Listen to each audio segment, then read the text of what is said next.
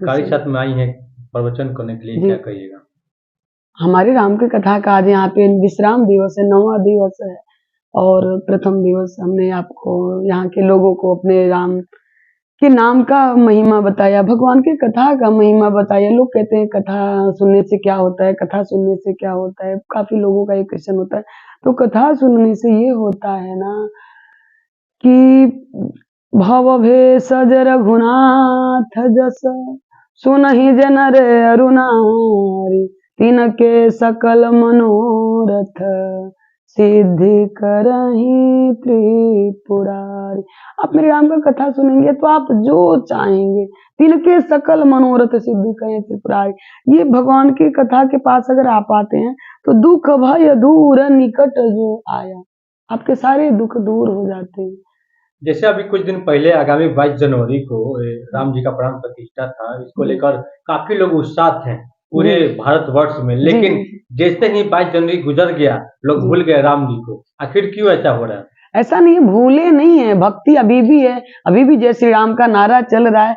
लेकिन थोड़ा सा जब कोई चीज होने वाला होता है तो उसके लिए ज्यादा भी मेरे राम इतने सालों से विराजमान नहीं थे, तो वो उत्साह इसलिए था। और आज मेरे राम विराजमान हो गए तो ऐसा नहीं भक्ति कम हो गया, भाव कम हो गया, भक्त के अंदर सदा भक्ति रहेगा। भगवान मेरे राम विराजमान हुए और नहीं है, भगवान तो हर पल हरि व्यापक सर्वत्र समाना, वो तो उनकी नगरी उनको मिलना था।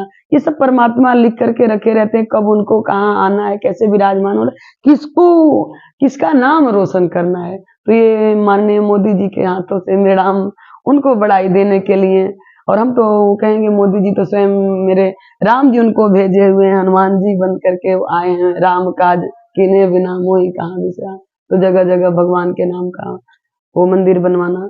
तो उत्साह कम नहीं हो गया है, उत्साह है, अभी भी है, भक्त के अंदर अभी भी है, लेकिन वो थोड़ा सा स्लोली हो जाता है, स्लो हो जाता है। हाँ, लेकिन आज भी देखा जा दुनिया के लिए, भक्त के लिए नहीं, हमारे लिए देखा जा रहा है पूरे भारतवर्ष में, खास करके युवा पीढ़ी में भक्ति भावना में लोग बहुत कम रह रहे हैं। भक्ति भावना युवा इसलिए कम रह रहे हैं, आप लोग अभी ये मोबाइल में, ये टीवी में आप देखेंगे, जब मेरा आपका मन बस हीरो हीरोइन ये मूवी वगैरह टीवी में जब आप देखते रहेंगे तो हम अपनी इंद्रियों को जहाँ पे लेकर के जाएंगे वहीं पे हमारी इंद्रियां चली जाती हैं, फिर वैसा हम बनते चले जाते हैं।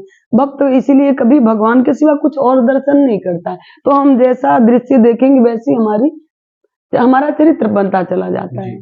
तो आप वैसा दृश्य ही ना देखें। और दूसरी बात ये कलयुग चल रहा है, फिर भी अभी तो अति सुंदर है। अब जहाँ तक मतलब भगवान का चर्चा काफी है, ये मोबाइल के जमाने एक तरह से खराब भी है लेकिन एक तरह से अच्छा भी है। लोग आप कुछ मत करिए, मोबाइल अगर खोल रहे हैं तो राम का नाम जरूर आ जाएगा, उसमें किसी न किसी कथावाचक का उसमें ज्ञान जरूर, राम का नाम चला जाता है। और भक्ति है तो भक्ति देखिए, ये उदय पुराण पुण्य हो जब रामायण में मन लागे, तब पूर्व जन्म के पुण्य का जब उदय होता है, आपके नेक कर्म होते हैं, तब परमात्मा से आपको ऐसा प्रेम होता है। ये मैडम बताया जाए एक बात और कि जैसे जग होता है कहीं या प्रवचन कथा होता है, इसका मुख्य रूप से उद्देश्य क्या है? मुख्य रूप से उद्देश्य ये जन कल्याण, जन कल्याण के लिए यज्ञ कराया जाता है। मेरे राम का कथा इसलिए कराया जाता है कि ये कथा मेरे राम का गंगा जी है। मुद मंगल में संत समाजू जो जग जंगम तीर्थ राजू, ये चलता फिरता भगवान के भक्त जो होते हैं, संत महात्मा चलते फिरते तीर्थ राज पे आ गए। इसमें जो आएगा स्नान करेगा, स्नान करके परमात्मा के करीब होता चला जाता है, मन निर्मल हो जाता है। और दूसरी बात, राम जी से मिलने का सत्संग ही बहाना है, राम जी से मिलने का। सत्संग के माध्यम से हम परमात्मा से जुड़ सकते हैं, उनके प्रति हमारा भाव उत्पन्न होता है, भक्ति उत्पन्न होता है। तो कथा इसलिए कराया जाता था कि जन कल्याण होए, लोगों के विचार सुंदर होए। बिनु सत्संग विवेक न हो, राम कृपा बिनु सुलभ न सोई। बिना सत्संग के हमारा ये माइंड प्रगति कर ही नहीं सकता, इसलिए सत्संग कराया जाता है। युवा पीढ़ी के क्या संदेश देना चाहते हैं, क्योंकि युवा पीढ़ी आजकल अपने ट्रैक से हट गया है। जी जी जी। कैसे वो ट्रैक पे आ सकते हैं, किस तरह से भगवान में अपना मन लगाए, क्या कुछ कहेंगे? हाँ बिल्कुल कहेंगे। इसके लिए आपको ये करना पड़ेगा ना, मेरे राम की पहली भक्ति में राम कहते हैं, प्रथम भगति संतन कर संगा।